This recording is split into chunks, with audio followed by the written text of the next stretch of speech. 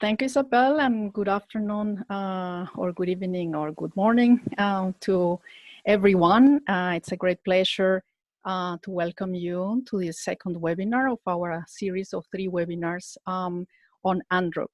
Today, our topic is UNDROP and climate justice. My name is Sofia Monsalve. I am FIAN's Secretary General. And it's my first webinar with you today at all, moderating a webinar, so please bear with me.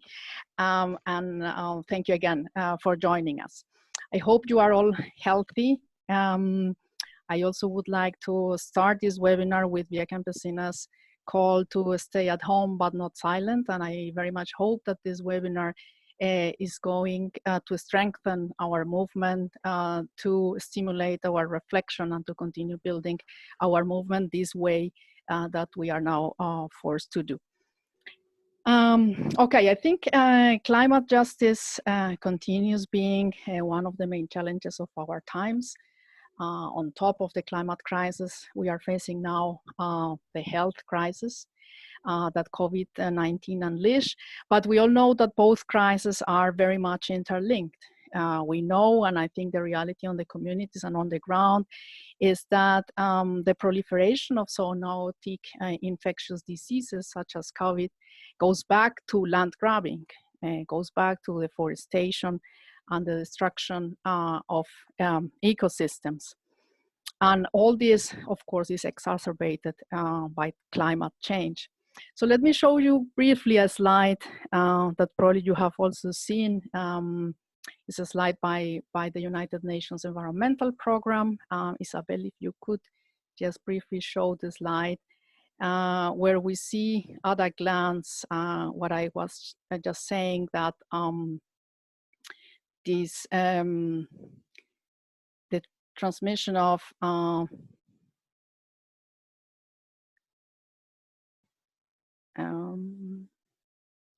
the factors which are increasing the diseases, the risk of diseases transmitted from animals to humans. And you can see at a glance what I was just saying, how deforestation and other land use changes is a major factor. How intensify agriculture and livestock production is another major one.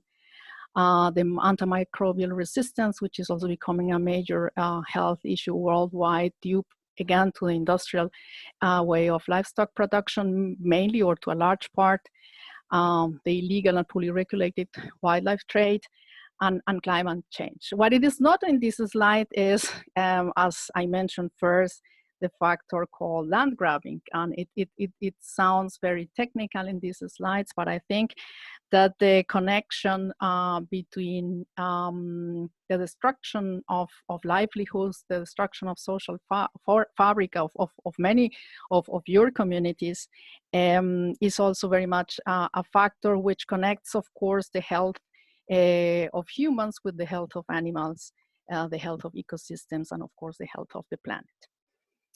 Thank you, Isabel.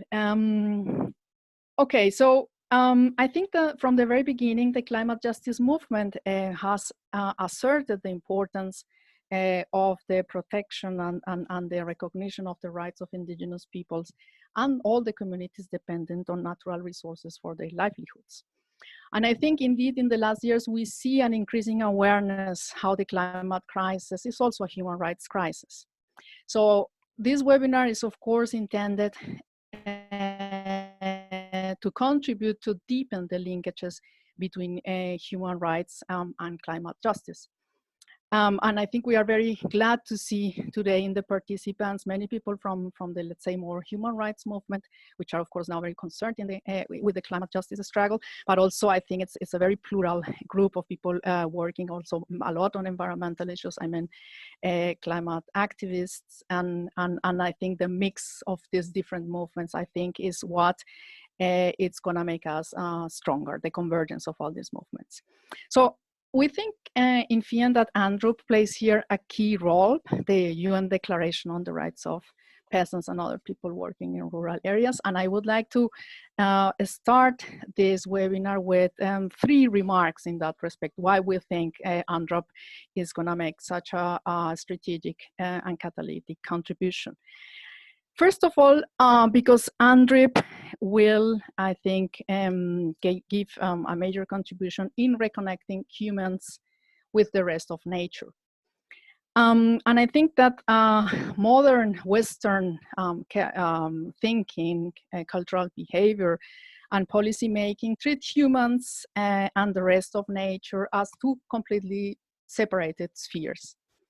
And I think this separation is actually central to the deep ecological crisis that the work is facing today, and which manifests most strongly in human-made global warming.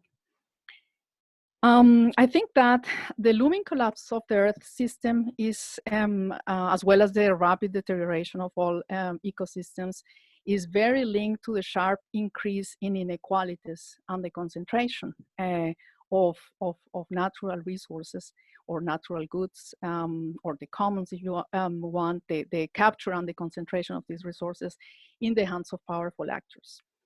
I already mentioned the destruction of the social fabric, which results in migration, and of course wars and the proliferation of armed conflicts is also destroying nature and humans. So we think that there is a close link between the way societies mistreat and exploit humans with on the one hand, of course, under the destruction and over-exploitation of nature as well. So if we want to address this crisis, we think that we have to overcome this separation between nature and humans. And I think this is a task for us to do, for those of us working on human rights or environmental law, that we need also to overcome that divide, because these two both sets of rights or law regimes, the human rights regime and the environmental regime, has developed separated. Now, of course, since a couple of years ago, we see a convergence of these 2 bodies of law. And this is a very important development, and we think that UNDROP is going to play a key role there. Because before the passing of the UN Declaration on the Rights of Indigenous Peoples, if you think about that, human rights treaties did not consider at all the relationship between nature and human beings. And UNDROP, of course, the breakthrough that UNDROP brought for the development of human rights worldwide was precisely to recognize that indigenous peoples have a unique and spiritual connection with their territories, and that this connection, of course, is constitutive of indigenous peoples as peoples. And this was, again, a major development of human rights beyond this Western canon, which is very individualistic, if you want. We think that UNDROP further goes this path started by indigenous peoples, and now UNDROP conceptualizes the relationship to nature as co-constitutive of human dignity for all the peoples who are dependent on nature for their livelihoods. So this is why UNDROP recognizes an individual and collective right to land and natural resources. And this is a very plural recognition of the different types of relationships with nature, not just for peasants, but also for fisher folk, or the relationship to water bodies and coastal areas. It recognizes also a right to seeds and biodiversity, and a right to water for livelihoods, which was an aspect of the right to water which was missing. Okay, so this is the first remark. The second remark is about the possibility of cross-fertilization of UNDROP with other human rights declarations and treaties, but as well with environmental and climate agreements. And I think there has been quite some discussion around whether UNDROP is undermining UNDRIP. We don't think that this is the case. I think it is possible to make an interpretation which is complementary and coherent, and in fact, UNDROP could open up new ways for indigenous peoples to claim particularly their economic rights, which is an aspect which is, I don't think, very developed in UNDRIP, all the aspect of substantive economic rights. UNDROP will also allow to make a new interpretation and more detailed interpretation of the rights of local communities, which is something that it is recognized in several environmental and climate agreements, but it is still unclear what exactly are, who are the local communities and what exactly are their rights. So we think that this is going to be a very fruitful exchange that UNDROP could provide in terms of clarifying and spelling out what are actually the rights of local communities. Lastly, I think that the thinking and the experiences behind UNDROP, which very much come from the aspirations for agrarian justice. I mean, this is the experience of peasant movements, landless movements, like La Villa Campesina. It's going to be very important also to make stronger or deepen some of the understanding that it is there in terms, for instance, of land rights and environmental rights. I think that one very important aspect is that the right to land is not only about recognition of tenure rights, formal recognition of rights. This is, of course, an important aspect. And to some extent, many of the discussions around climate today are a bit narrow in the sense of focusing only on the recognition of tenure rights. Again, as I said, this is a very important part of it, but it's not the only one. And if you think that Olam, the big oil palm plantations owner, owns today more than 3 million hectares globally, just in the last 2 years, they increased the control of more than 300,000 hectares. So if you think, is not Olam a new global landlord? I think you will recognize that climate justice will also need to tackle the question of redistribution of land resources, because the way they have got concentrated in many regions of the world, and they are being used in an unsustainable way, of course, will require a redistribution of these resources, because this high concentration for an extractive use of these resources is completely unacceptable. Okay, my last remark is the importance of UNDROP I mentioned already that UNDROP makes a major contribution in terms of recognizing at last in international human rights law a right to land for non-indigenous groups. So these rights to natural resources are substantive rights, and they have a very important component of being economic rights, because these are rights for making livelihoods. So in that sense, we think that UNDROP is paving the way for systemic solutions to overcome the multi-pronged crisis. And of course, this will imply the systemic changes for our economic systems, financial systems, but also energy, health, and I think the major determinants of our societies.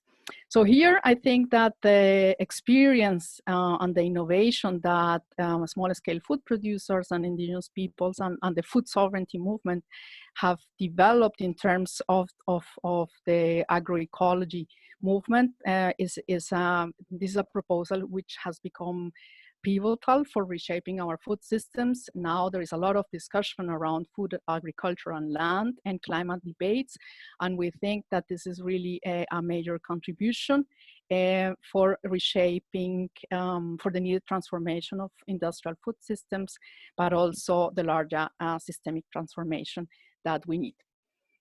Okay, so this would be my opening remarks to starting, warming us up in the discussion.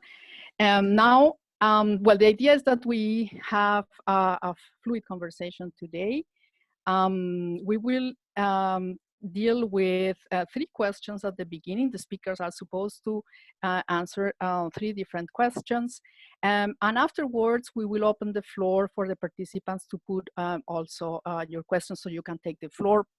Please introduce yourselves when you take the floor, and then we can engage in a conversation with our audience today.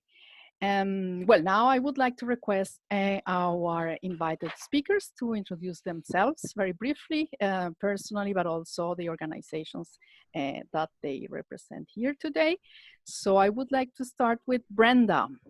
Brenda, please. Hi, Sophia. How are you? My name is Brenda Mronda. I work for La Via Campesina in Southern and Eastern Africa region in the climate justice and agroecology collective coordination. So I'm based in Zimbabwe, in Harare. So apologies once again for joining late. I had some challenges with power this side. Yeah. So I think I will leave the floor for the introductions by everyone else. Thank you, Brenda. Paula? Hello, everyone. Thanks, first of all, to FIAN for organizing this webinar and letting us keep putting UNDROP forward, right? And spreading the word that is very much needed. My name is Paula Joya. I am a small-scale food producer and beekeeper in Germany, based in Germany. Originally, I'm from Brazil. And here in Germany, I'm a member of the Arbeitsgemeinschaft Bäuerliche Landwirtschaft, the ABL, the German member organization of La Via Campesina. And I engage in the international movement in La Via Campesina also, actually for both, no, for the climate and environment justice collective, but also in the collective on peasant rights. So, that's, I guess, one of the reasons I'm here today. Thank you. Thank you, Paula. Dipti? Hi, everyone. My name is Dipti Bhatnagar. I am originally from India, born and raised, but now I am Brenda's neighbor here in Mozambique on the Indian Ocean coast. I work with Friends of the Earth International. I'm one of the 2 climate justice and energy program coordinators, and we work on climate justice in the international spaces and supporting our 73 member countries to fight dirty energy projects in their countries and to bring a systemic analysis about the climate crisis and about the energy crisis and all the other crises that we are facing. I have been an anti-dam activist in the past, but now I think, climate is a really important issue right now, and this coronavirus crisis, all these are actually very, very linked. So this systemic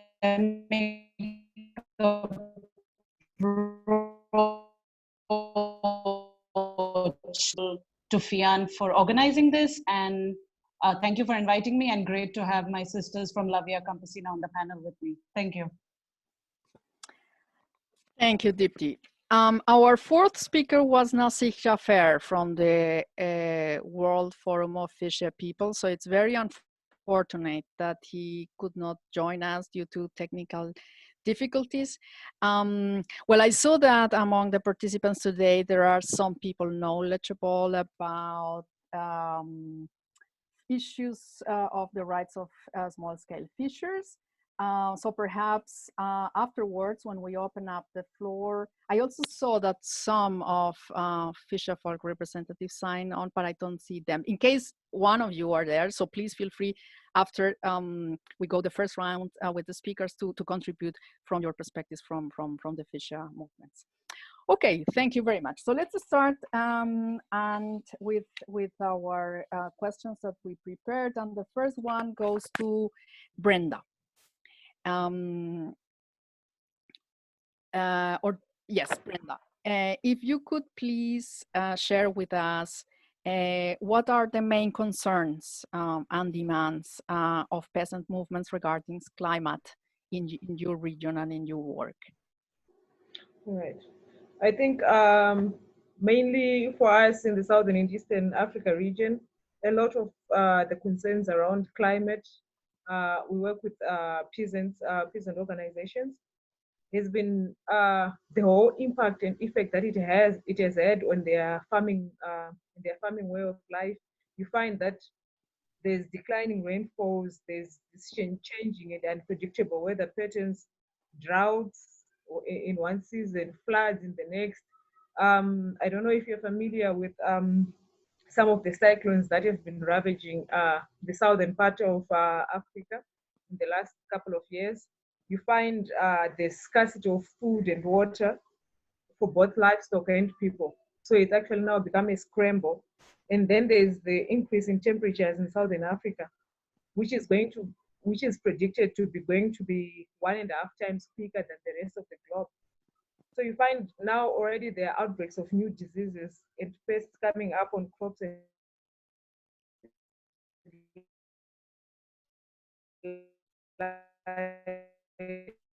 livestock. And now with coronavirus in East Africa, all these issues, all these problems are hitting on already marginalized and disconnected people in terms of support from the main structure of government. So all these are kind of already coming to exacerbate some of the challenges that have been already happening within the discourse of climate change. There has been a lot of effect in terms of yield, in terms of livelihoods for a lot of peasants. And with this now comes the whole industrial model of agriculture, which is now being pushed upon, which is now being pushed upon and threatening the peasant way of life. You find most of the demands that are coming from the peasants are with regards to the government rejecting externally driven solutions. You find there's a lot of all these challenges, and the TNCs and corporates are taking advantage of this situation to come up with solutions that are being prescribed for the Southern Africa communities. Yet already we have our peasants already coming up with solutions, the real solutions that are working for them, but these are not considered because now the mainstream or our states or our nations are bringing into focus these externally driven solutions, which are not working for our local peasants. So this demand to stop market some feedback, to stop market-based mechanisms and force solutions which are driving towards business models or monoculture kind of like agriculture, exacerbating industrial model of agriculture. So a lot of the work that we're doing within Southern and Eastern Africa is demand like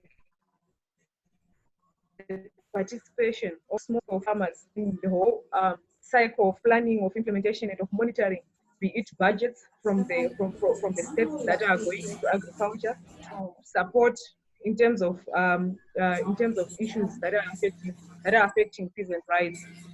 And one of the issues that has also come about when it comes to the issue of climate has been with these forced solutions comes the drive towards I'm sorry, there's a lot of feedback.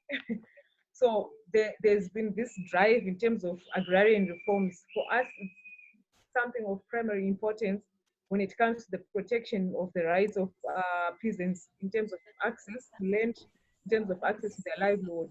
Because you find there's a lot of displacement of peasants from their own land to make money for transnational companies or transnational corporations that are into monoculture, thereby also reducing the capacity of the peasants to be able to adapt in terms of building solutions on their own. And then one of the issues that we've identified has been the need to increase state support to agriculture, especially with the special focus on justice to communities that have already been ravaged and affected mostly by climate injustices, especially where you find there are foreign investors coming in. These communities already are deprived of their natural resources, so there is need to actually offer more support when it comes to communities such as those. So a lot of our proposals have been, I think you mentioned something already around the issue of food sovereignty. So for us, peasant agroecology, which is rooted in food sovereignty, has been one of the key solutions that we are proposing as a region, that this is what is working for us. And we want pro-peasant spaces for participatory policy formulation. Because you find a lot of the times, it's almost like rubber stamping when it comes to some of our nations, Southern and Eastern Africa, that there's no proper consultation, or already their communities are brought rounded up and highlighted that this is what is going to happen. There's no proper consultation about the needs of the communities, what it is actually that they want to do, because you find our communities already have solutions that are working for them, but these are disregarded in light or in favor of the externally driven market solutions. So for us, that space to be able to participate equally when it comes to policy formulation as well as implementation and monitoring is important. And then the support towards farmer-led research centers and development of farming methods that enhance local solutions, which are based on like indigenous knowledge systems. This is also essential because it essentially it helps to preserve the indigenous knowledge that has been working and that has proved to work in spite of the changing climate and in spite of the false solutions that are not working within the communities. I think I will give over time for the other speakers also. Okay, Brenda, thank you very much. Well, then let's go to perhaps let's go to Paula now. So Paula, perhaps you can elaborate now on how do you see the role of food now in the current climate debate, and also in the strategies and actions of the different movements working for climate justice. Yeah, thank you.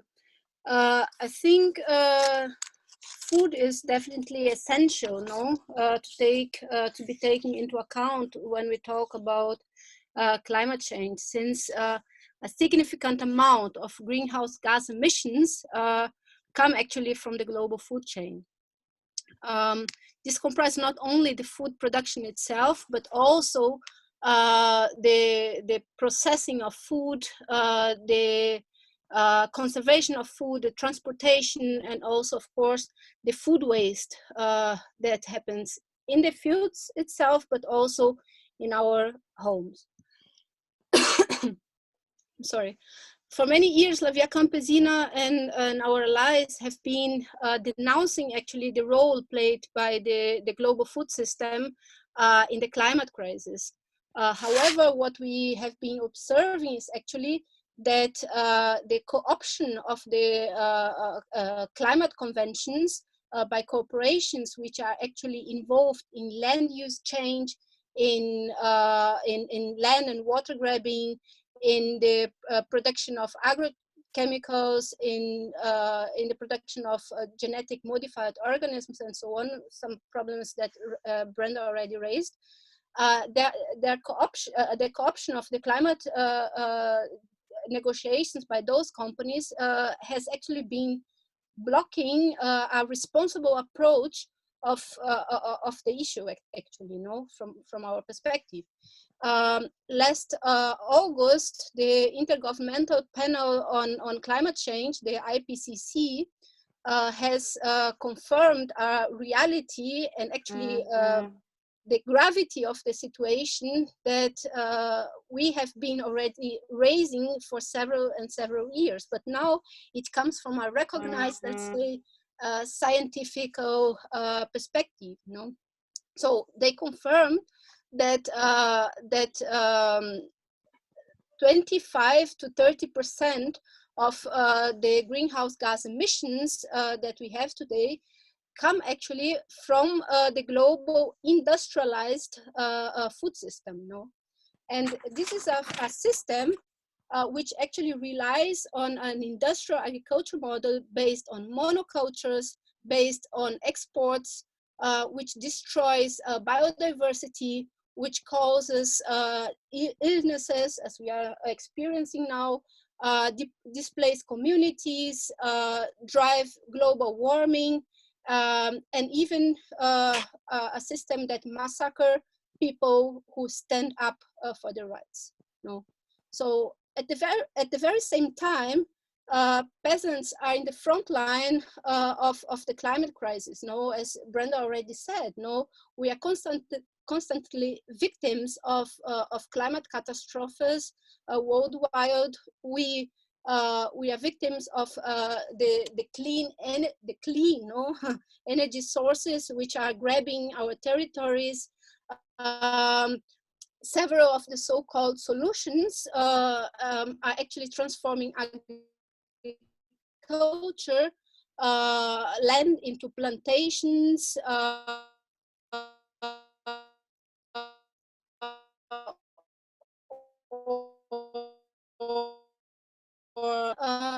or so-called solution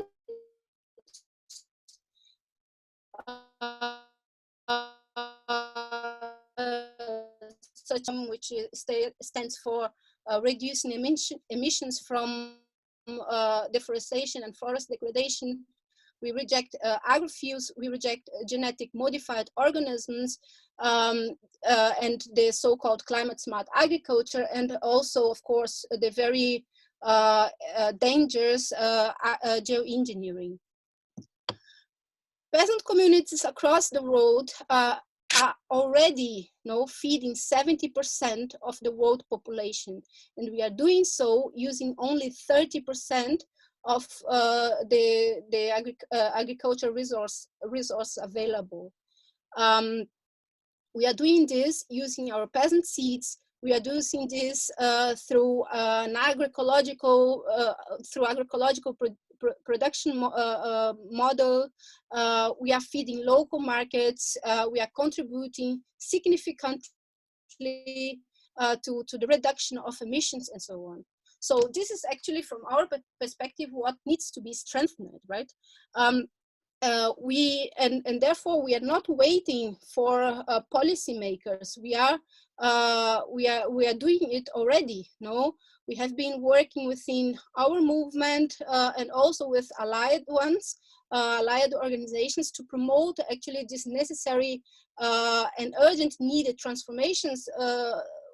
You spoke about this in the beginning, Sophia. They are really urgently needed. No, and they are transformations that take food sovereignty, peasant agroecology, social and climate justice into account and put them as pathways. No, so so trying to be more concretely, although Brenda already mentioned some of them, what are the real solutions we are putting forward? No, so we are working, for example, on the promotion of peasants agroecology, which combines centuries of knowledge and experience from the grassroots, with scientific and ecological principles to develop vibrant local food systems that can address poverty and marginalization. It promotes healthy and culturally appropriated nutritional food, enhances biodiversity, and contributes to tackling the climate challenges. Secondly, we are working on the promotion of territorial markets, helping communities to delink from global cooperated value chains and reducing food miles. Thirdly, we think that we not only think, we are also working on doing advocacy work regarding the development of public policies which promotes food sovereignty of the communities. And here, I think UNDROP, the United Declaration on the Rights of Peasants and other people working in rural areas is a very important tool, right? And fourthly, we are working to strengthen the existing alliances and to build new alliances with between urban and rural areas beyond sectors in order to strengthen the civil society movement for climate justice, for human rights, for food sovereignty, and allowing us to achieve the necessary systemic transformations. And so I think there is no doubt, we must take urgent action to structurally transform our societies. The COVID-19 crisis is only another symptom of this broken system we are in. And I think, or we think as Via Campesina, that if we work together, we are much stronger. Thank you very much, Paula. Great. Dipti, so now we turn to you. Dipti, it would be great if you could contextualize what we have started kind of laying down in the larger debates and challenges of the climate justice movement. Where do you see tensions, contradictions? Where are these key debates, and where do, let's say, like the food people fit in all this? Dipti, please. Sure. Thanks, Sophia. Please do give me a time check if I'm going wrong.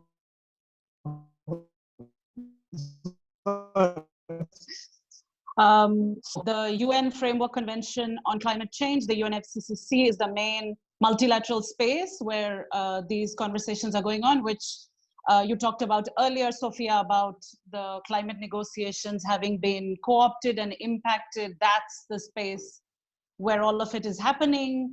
One of the big challenges, one of the big debates that we as the progressive climate justice community have always been trying to save space in that difficult negotiations is about equity and historical responsibility. So it's about justice, it's about climate justice, but at a macro level of countries, it's the reminder that not all people and not all countries created this crisis.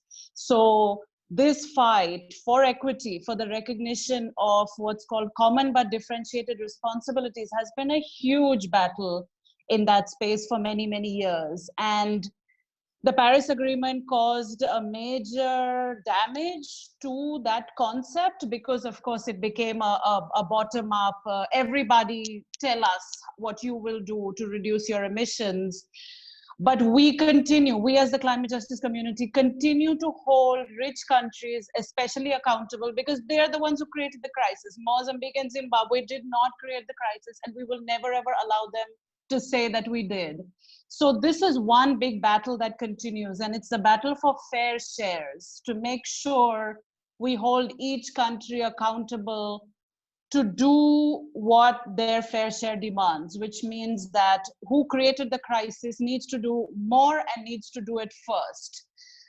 We find ourselves in a difficult situation now, of course, with the coronavirus crisis and countries really, especially European countries, really wanting to get away from that responsibility, saying they have another crisis they're dealing with, but we'll come to that a little later.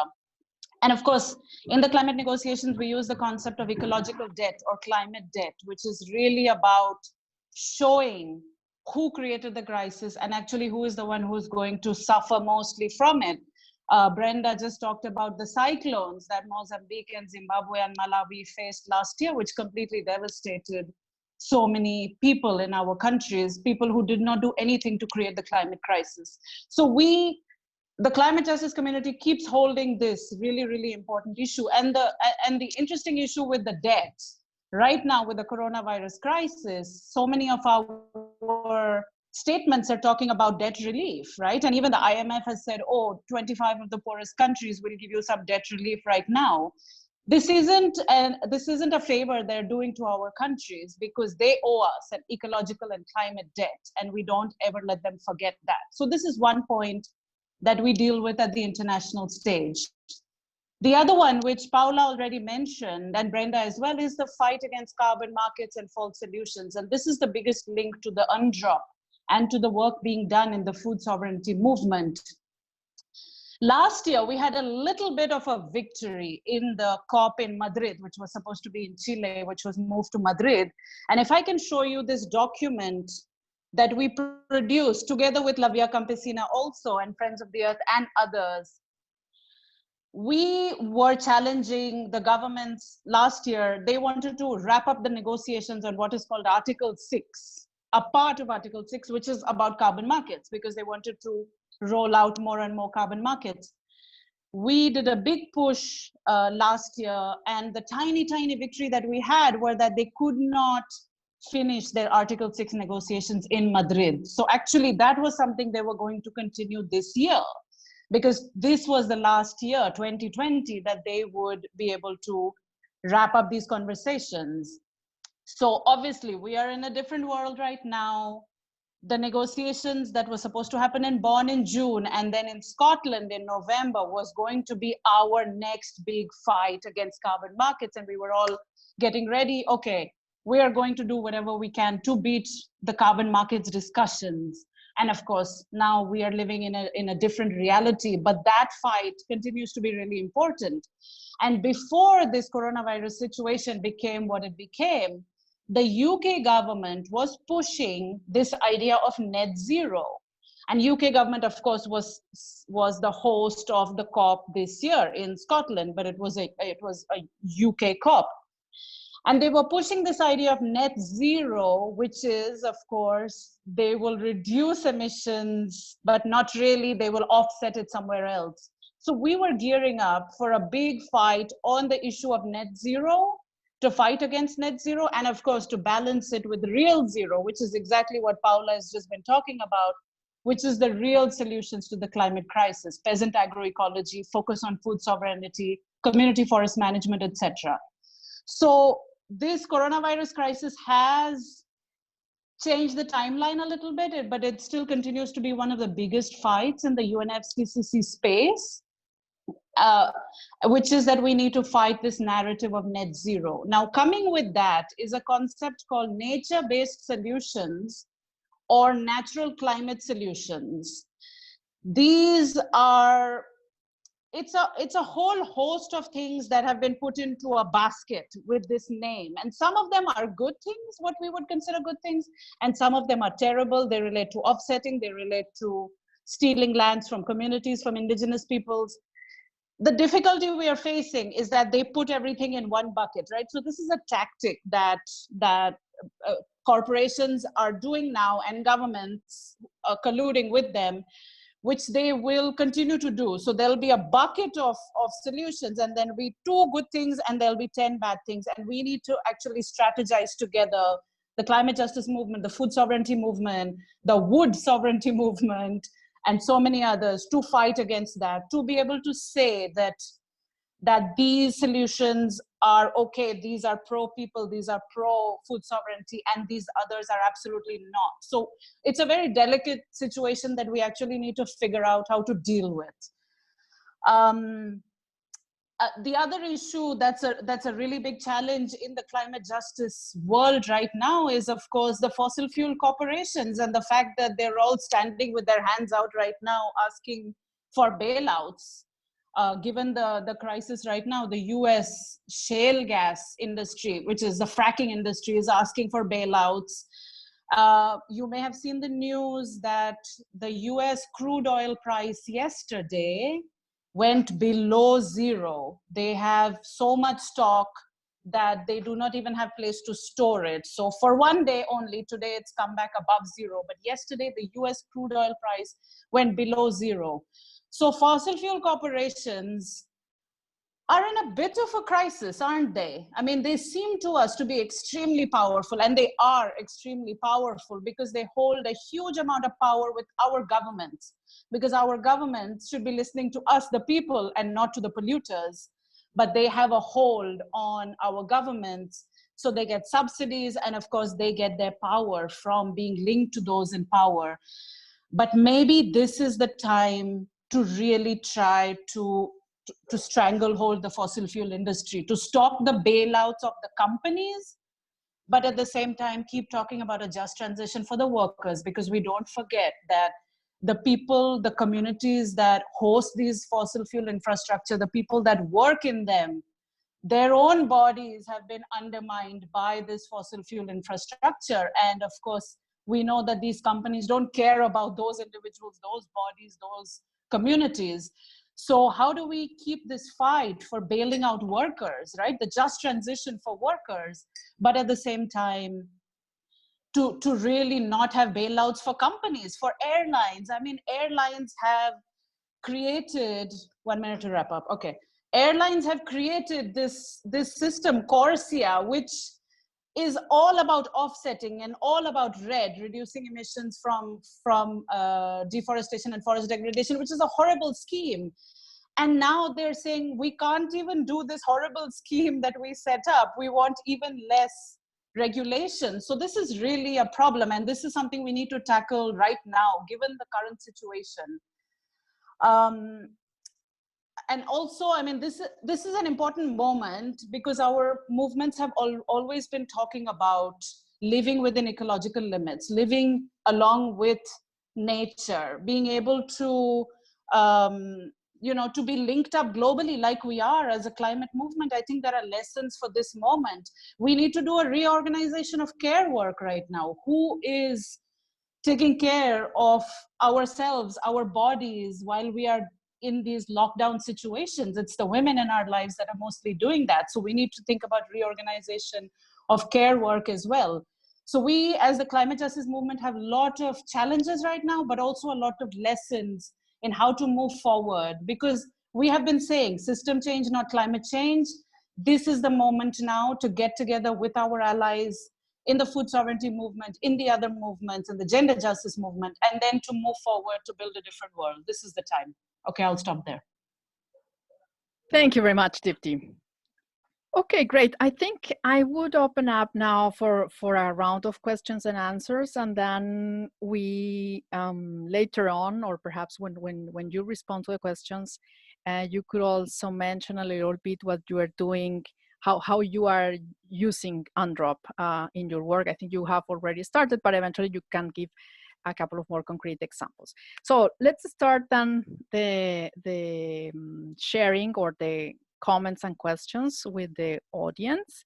So please, I see Naraidu, if you could briefly introduce yourself, please. Hear me?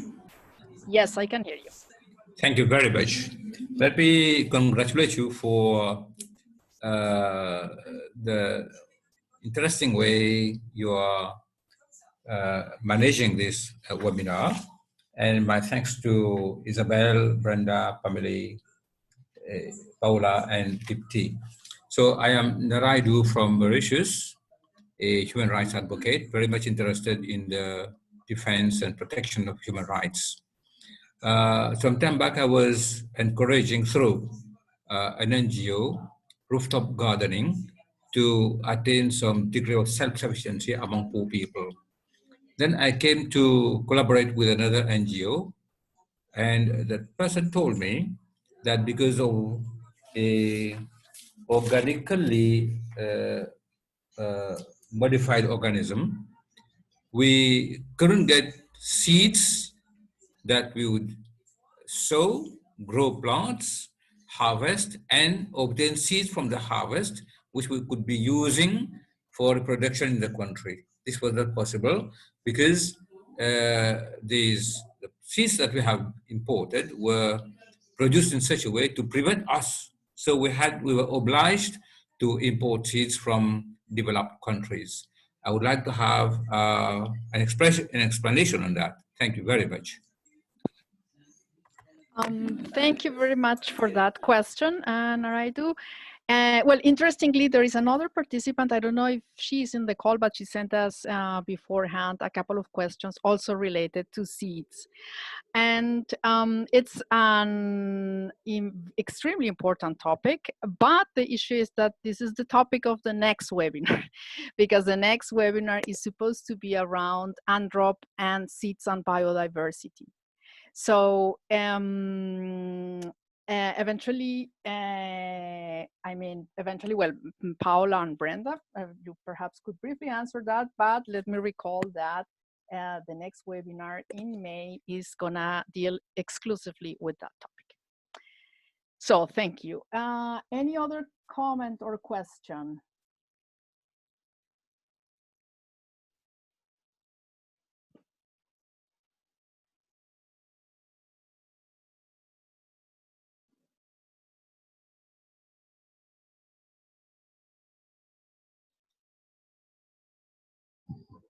Marta, please.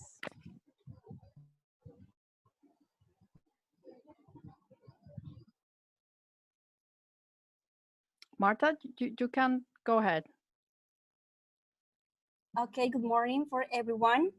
My name is Marta Devia. I'm from Colombia, and I'm part of the Environmental Committee for Defense of Life.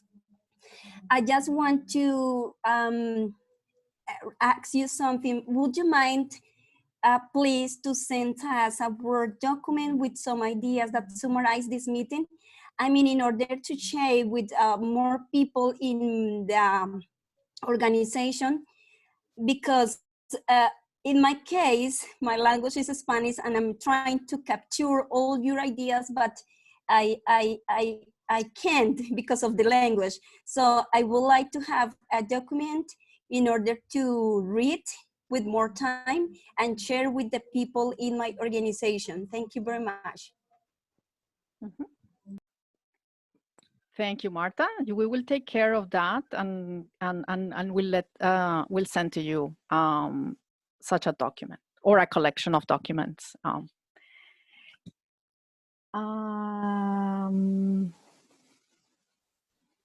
Okay. Any other comment or question? Mateus, please. Hi, Sophia. Hi, everyone. Mateus Santos speaking from Maputo, Mozambique. I don't know, I can't see who else is in the room, but hi to everyone. I would just like, just to liven up the debate a little bit, just expand a little bit on the question of seeds. Perhaps not going into the core of the question that was asked from our comrade from Mauritius, but in a sense, just taking a look at how the value chain of this seed system that exists today is also being affected in very much the same way as the oil industry or any of these big commodities, because the system is built for merchandise to be moving. And when the moment it stops, then there's a backlog on everything. So on the one hand, the companies, the distributors, and the ones that are producing these technologies are going to be affected directly. I'm saying regarding the chemical fertilizers and the industrial agriculture inputs, but also this will have potentially an impact on food production for example, for next year. So this again is of course a potential crisis upcoming, but it builds the case in urgency for an agroecological food sovereignty inspired approach to transform the food system, at least. Yeah, maybe that can bring something more to the room. Thank you, Mateus. Philip, you're next.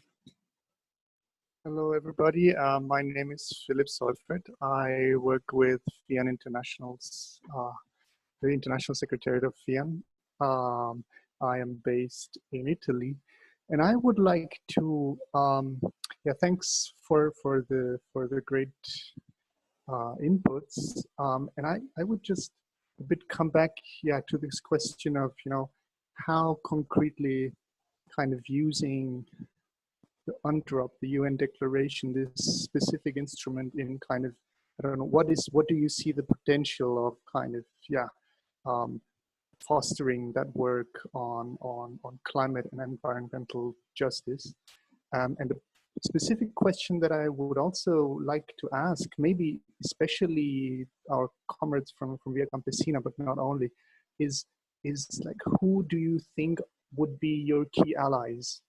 Like, what are your allies, but what could also be potential allies in the context of implementing the declaration, in the context of climate justice, you know, because I think it has been said a bit yeah, I think it has been said a bit that, you know, the issue of like peasants' rights is not necessarily like so present in the discussion on how to address climate change, and that approaches that, you know, consider land or land issues have limitations. So I just kind of have these, yeah, if you could share some thoughts on that. Like, on the one hand, like, how can UNDROP, you know, kind of trigger, kind of maybe, yeah, foster, you know, change something and kind of move the climate justice work, and on the other side also, what would be, you know, kind of potentially your important allies to do that work and to use that specific instrument kind of to move to push the climate justice agenda. Thank you. Thank you very much. So I see several questions in the chat, so I will read them, and then after this I would give back the floor to the speakers to answer the questions. So the first question I saw, someone wants to know, what would you like to change about UNDROP? That is the question, I guess. I guess the question is about, but perhaps the person, I think the microphone is not working, is what she says. I interpret that if there is something you think is Sophia Watney. She's asking if there is anything each of the speakers would like to change about UNDROP. That's what she wrote in the chat. So this is one question. Then there is another question about experiences with liquefied natural gas becoming one of these energy solutions. So Claire Lyons would like to know whether this is slowing or stopping more community or cooperatives or alternative economic-based energy systems. Okay, and then there was another question about the links between UNDROP and UNDRIP.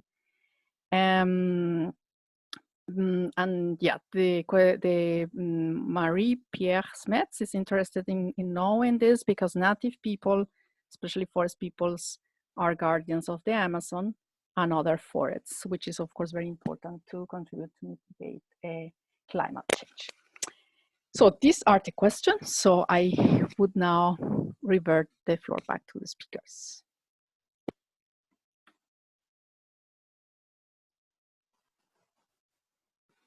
So Brenda, you want to sure. go first? I think, yeah, I was actually speaking while I was on mute.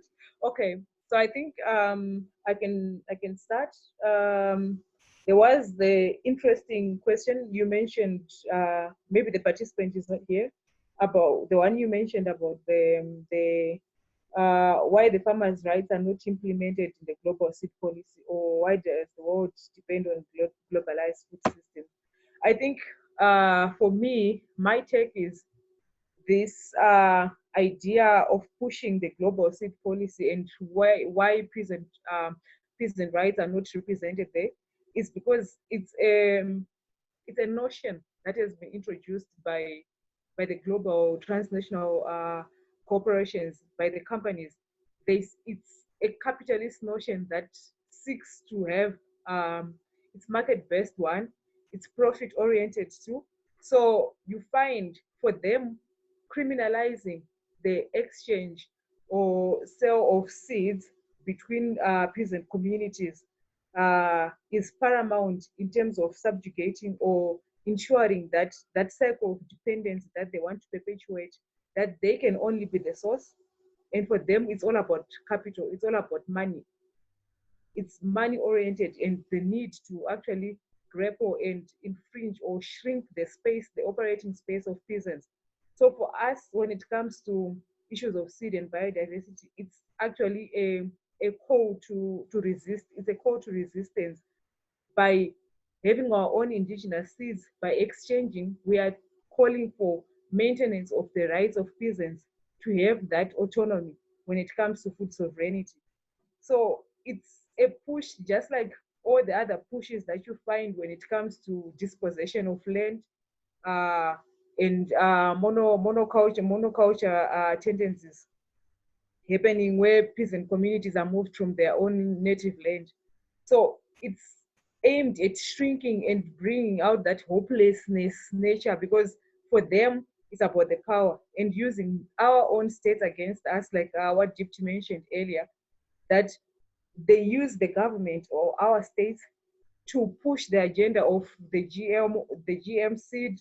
Initially, they can come, especially in our communities here in Southern and Eastern Africa, they can come and give handouts to ensure that like peasant communities are hooked, because they're saying we're giving you seed, we're giving you fertilizer or stuff like that, is climate smart, is part of the climate smart agriculture, is part of the climate solutions that they are proposing. And once they do that, or that they have that push towards giving you the hook, the next scenario is you actually be told that, you know what, you cannot replant this. The next season, you actually have to go and buy. It's illegal for you to replant whatever it is, the seed that they might have given you initially. So now you are hooked in terms of the capital model of farming, where you on your own are no longer sovereign, or you are unable to actually have your own seed or save your own seed, because they will tell you it's illegal. And the interesting bit is they come and actually when they're building or when they are working on those GM seeds, they come to the communities and collect samples freely from the peasants, from the peasant communities, to say, let's see your seed, let's have your seed. That same seed, they go and cook it up in a lab and then they patent it. And then the next thing, it might be, it's been modified, it's no longer yours, and it's illegal for you to actually pass it on to anyone. So it's a cycle, and it's kind of like global in nature, in terms of having very few companies that are interested, and those ones are already emerging. You find there's a lot of mergers happening within the seed industry, just to consolidate that power that they have at global level and ensure that it's implemented by the states, cascading down to the communities. So, and then the next question about what I would like maybe to change on the UNDROP. For me, it would be making it legally binding, because one of the challenges that you find when it comes to the instruments, we come up with these really good instruments, really good declarations, and it's now on the onus of the member states, one, to domesticate it, and then to ensure that all those rights are recognized when it comes to the local communities. So they can take whatever amount of time, they can have delaying tactics, they can take donkey years just to domesticate it within their national governments. And all during that time, we already are celebrating a win, but we still don't have access to the implementation of that documentation right down to the grassroots. So for me, I think that's one thing that I would really love to change about that, such that states are held to account when it comes to, because it's a really good document when you look at it in terms of some of the rights that are awarded to peasants, but until how long will it take? That push towards how long can it take for them to domesticate it, and then for us to be able to access those rights as peasants? That's important also for me. Yeah, thank you. Thank you, Brenda. Yeah, Paula? Yes, Paula, go ahead. Okay, thank you. Yeah, before I go into the more concrete issues, I would like to mention that someone asked before about materials and so on, and I would like to recommend, although it's not in Spanish, I think the person comes from Colombia, but the CIAF region, the South and Eastern African region of La Via Campesina, produced a wonderful material, I think 1 or 2 years ago, with concrete examples and also proposals of change, and this is also online available, and I would recommend this as a concrete material, but also knowing that tomorrow there is also a similar webinar in Spanish, so this can also be something for this person who asked it before. And in terms of the relation between UNDROP and climate, I think first of all, for us in Via Campesina, it's extremely important to say that UNDROP is a huge step for us, because it's the first instrument or legal instrument that recognizes us as right holders, and also defines what means to be a peasant. This is for us very, very important to be recognized as a social actor. And in Article 1, there is this definition, and I will not go through the lines, but if you go there, you're going to see. And I think it's also important to mention, although we are talking about the Peasant Rights Declaration, it's the definition of peasants go much further than only, I would say, farmers who own land. It's also about small-scale fishers, pastoralists, hunters, and so on. And even also people who make handicrafts related to the agriculture production, also land workers and so on.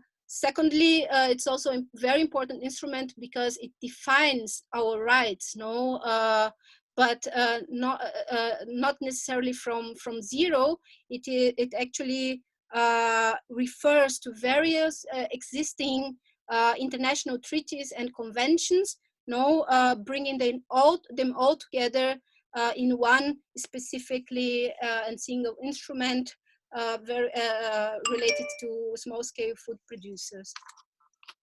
In relation to the climate justice movement, I think UNDROP is extremely relevant because it's an instrument which defines, for example, our right to land, our right to water, our right to seeds, our rights to biological diversity, to a safe, a clean and healthy environment, but also our right to, as Brenda already mentioned in the beginning, to information, to non-discrimination, to participation in decision-making process, and so on. And all these rights have been extremely violated throughout the current climate negotiations, let's say, and although we are peasants are primary agents of change, we have been often marginalized and dispossessed of all those fundamental rights. So upholding UNDROP is extremely important. And it's important not only for our existence as individual or collective existence as small-scale food producers, but also, of course, to keep feeding humanity. As I said already, we are feeding already over 70% of human population, but also to reduce greenhouse gas emissions, since there are several studies that show that peasant agriculture has the potential to reduce current emissions by half within a very short time. But of course, all this can only be achieved if we get the adequate conditions for that, no, if we can remain on our fields, if we can remain using our coast of our bodies and our waters, as stated in article number 17, if we get the adequate conditions to use, to reproduce, and to share our seeds, as it is in article number 19, if we are consulted and involved in decision-making process which affect us and our livelihoods, no, this is in article number 10 and so on. So all this needs to be taken into account. But sadly, what we see is that profit orientation has actually been guiding and giving the tone in the climate negotiations so far, ignoring human rights, and putting profit over the rights of the people. And I think using UNDROP, and it seems that the climate justice movement has already started to understand that human rights have to be go hand in hand with the climate justice struggles. So if we really do so, UNDROP is extremely important instrument for that struggle. I think these were some of the questions I wanted to address. Thank you. Sorry, and I completely agree with Brenda that UNDROP is already a milestone, let's say, no, but in terms of change, of course, we think it would be extremely important that more and more governments, the best would be if all governments really support UNDROP. It was not the case during the adoption, and that they also start implementing it. Those are changes that need still to take place. Thank you. Yes, thank you very much. Dipti, before I give you the floor, Nasig, are you with us now? Did you manage to join the call? Hi, Sophia. Yes, I am here. I just managed to connect a few minutes ago. So I feel still, excuse the pun, a little bit at sea, but I am here. Great, Yes. fantastic. So Nasig, please let me just first give Dipti the floor to answer some questions, and right after I will give you the floor so that you can share some of your thoughts and what you wanted to share with us today here. Okay, so Dipti, please, you go first and then we hear from us. Okay, thanks, Sophia. I'll go quick because it's really important to hear from Nasig also. So I think the main way that UNDROP is necessary to be used in the climate justice movement relates to the fight against the false solutions. Because who controls the land, who controls the forest, who controls our resources is going to be really important in the fight for climate justice. So the peasant agroecology, when the land, when the forests are in the hands of the people who have used it and taken care of it for generations, that's when we are going to see that work towards climate justice, not when it's in the hands of, excuse me, I will name them, the Conservation International and the Nature Conservancy and the WWF, and of course the transnational corporations that are behind them.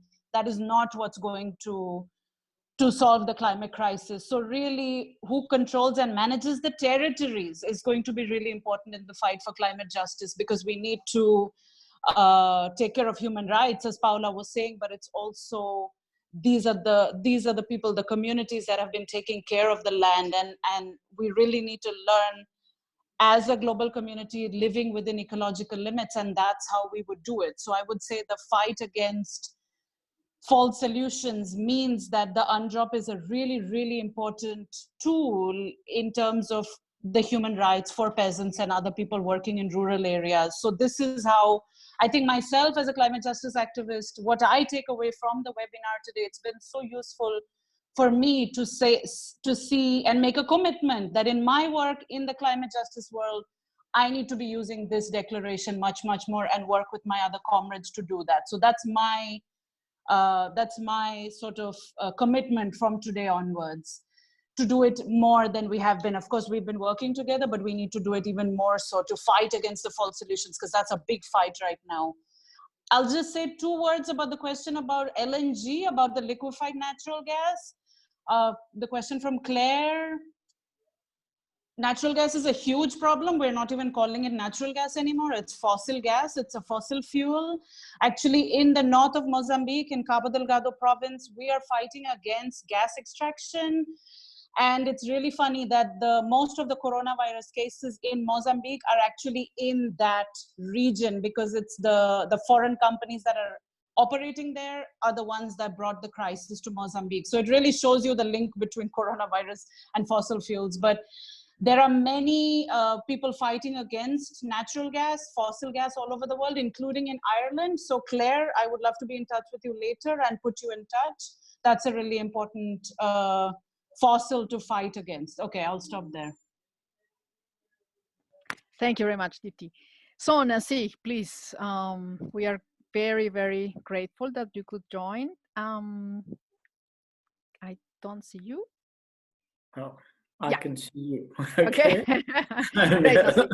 So please go ahead. So just 1 second to the participants. We started a little late. So if you don't mind, we can go, let's say, for 10 minutes, 10 to 15 minutes more, if you are okay, so that we can first listen to Nasik and then perhaps have some final remarks. Okay, Nasik, please.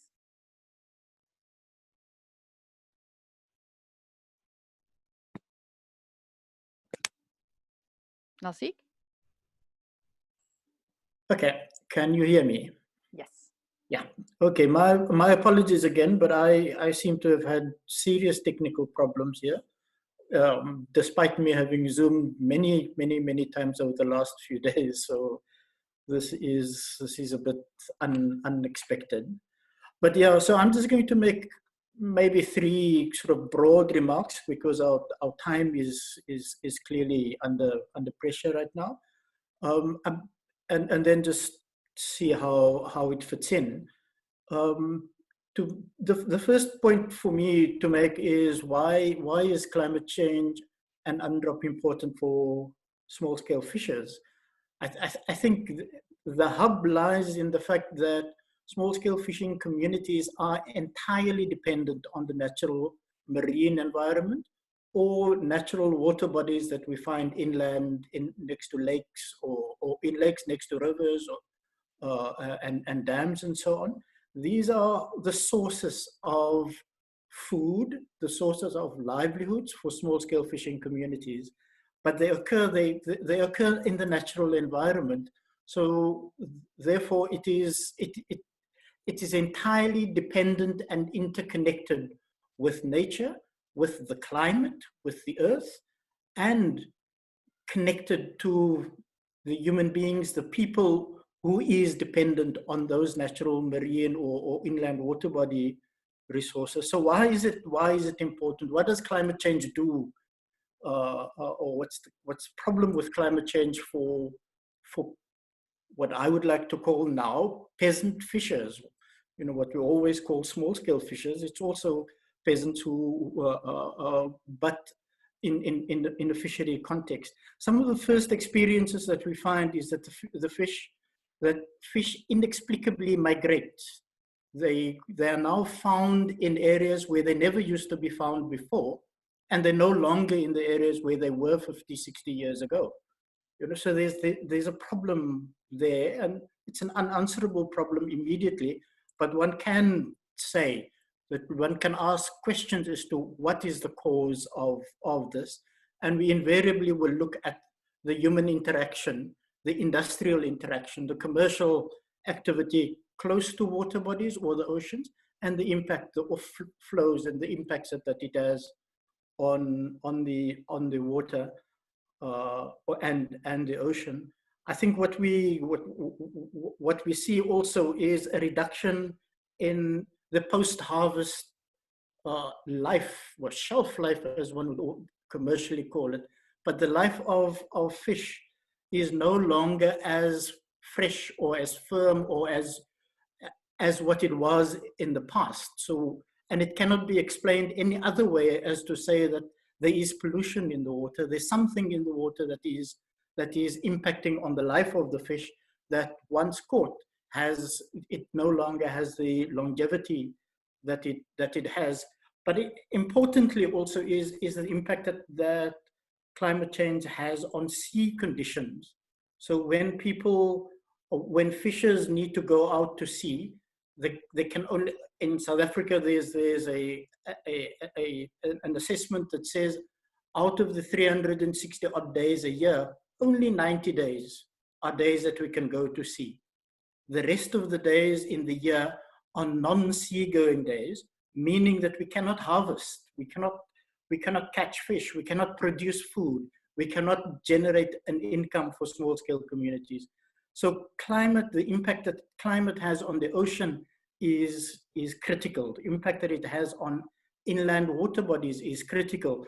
The issue of droughts that occur repeatedly, particularly in inland water bodies, is crucial, because a dam or a lake dries up, there's no fish, there's no food, there's no life. People cannot exist without food.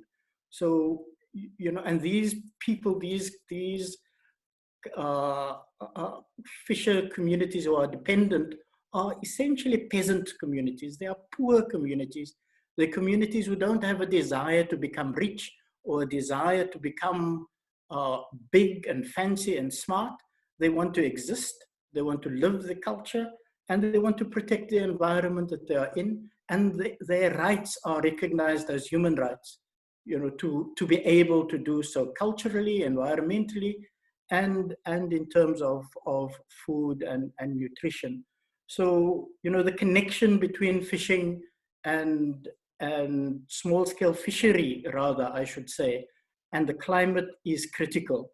And in this case, I'm saying, if anything happens in the climate that has a negative impact on the ocean or water bodies, invariably the ability of peasant fishing communities to produce food or to make a livelihood of the water body is negatively impacted. And that leads to hunger and to malnutrition and to denigration of the human rights that people have. So from our side in the fishery context, I mean, we are saying, if any policy or framework is being developed to mitigate against climate change, the peasant fishing communities must be part of that. They must be recognized to be a key role player, a key participant in developing those frameworks that mitigates against climate change, and in fact for climate justice, which is equity and equality and recognition for everybody that is dependent and interacts with the natural water bodies. In particular, I should say, women fisher women bears a particularly strong or harder burden, because they are the ones, once the fish is harvested, they are the ones that take care of almost all post-harvest processes: the cleaning of the fish, the processing, the marketing, the distribution. Those are critical. Without that, and without a decent climate, that cannot happen. Without a climate that is sensitive, or without people that can exist in the environment where the climate is conducive to the conditions or the needs of and practices in fishing communities, then it's a gross injustice. So yeah, just a word to say about the blue economy. A lot of people put the blue economy forward as an answer, as a solution to the problems of the ocean, the problems of overfishing, the problem of a depletion of stock. And we are saying that is a false solution. It just simply doesn't work. The more strict economy or commercial economy you introduce into the climate, into the environment, the bigger the negative impact is on water bodies, because it's just simply not an answer. It's a false answer to the needs to restoration of fishing stocks and the conditions water bodies. I have a word to say also about sorry, and then I will end and we can take it from there, about where do we take it from here? What do we do? So we say that climate justice, climate change is an important issue. It has a direct impact on the life and livelihoods of peasant fishing communities. And these communities, by the way, I should have said, is recognized in UNDROP. And that is where the important link comes in. So these communities must therefore also be part of developing or inputting and framing what the solution is. These solutions should not be framed by industry or government alone, nor by researchers or academia alone without fishers, because the fishers are the ones who we are first in line. You know, if the tide is high, we are the first there. If the fish does not come in, we are the first ones to suffer. If anything goes wrong or pollution in the water, the fishers and the fishing communities are the first to bear the brunt of it. So therefore, we should be the first to be present when changes are proposed, when new mitigating policies are framed, particularly in the context of or particularly given the rights and recognition that UNDROP is giving us.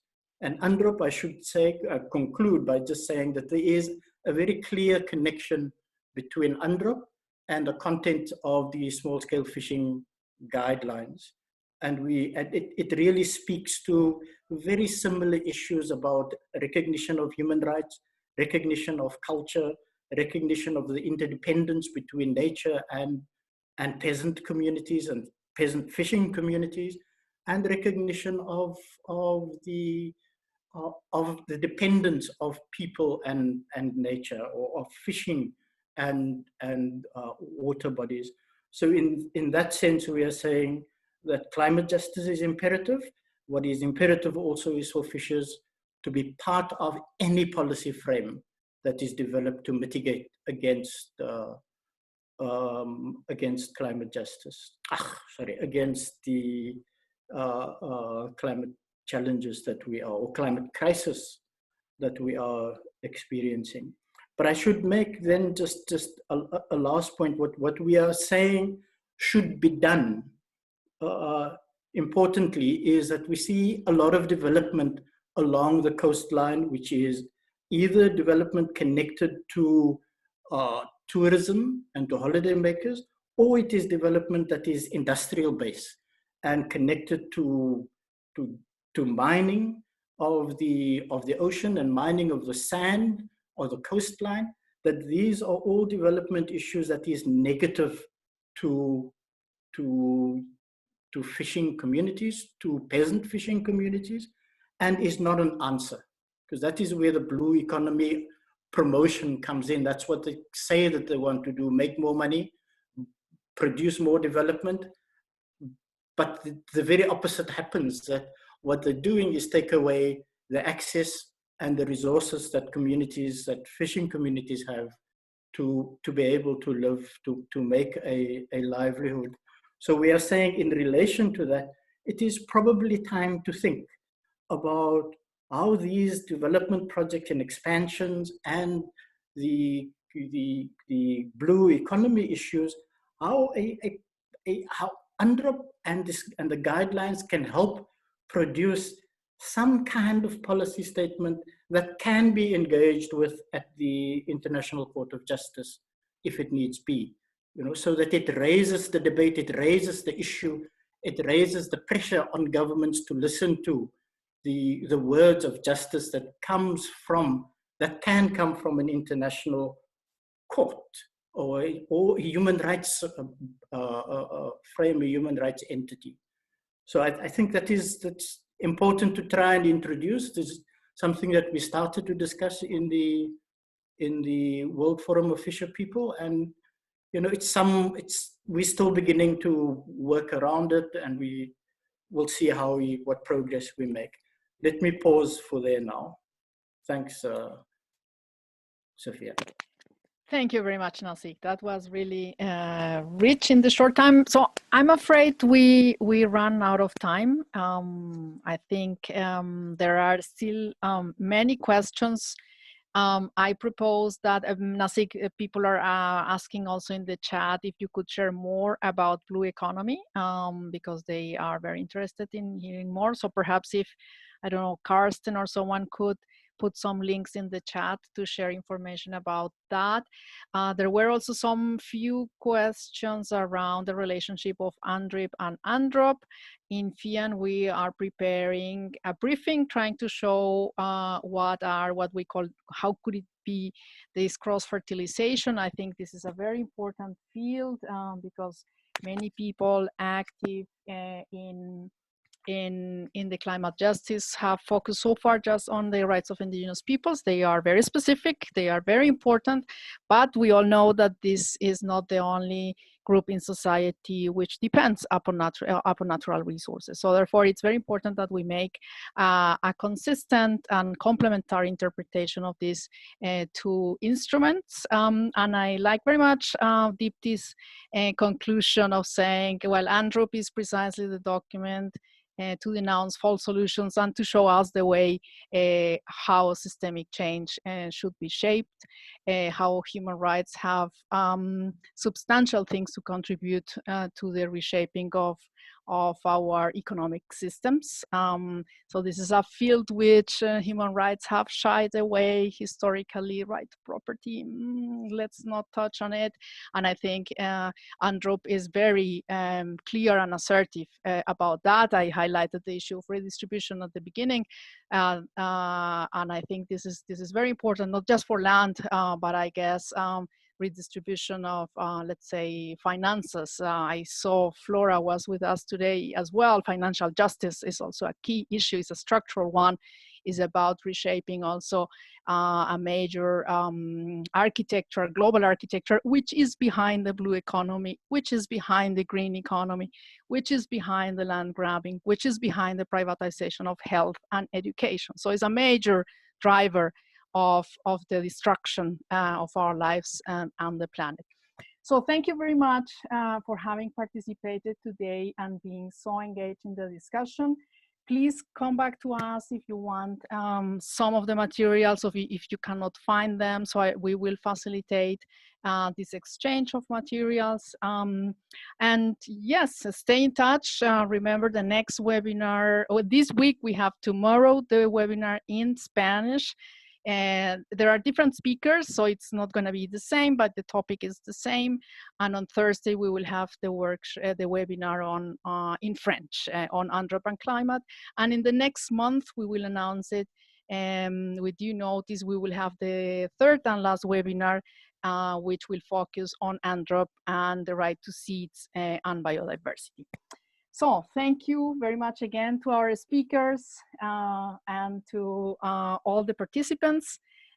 Please stay at home, but not silent, and stay healthy. Bye-bye. Thank you very much to Isabel and the logistics, and Andrea and the FIAN team. Thank you. Thank you. Bye. Bye-bye. Bye. Bye.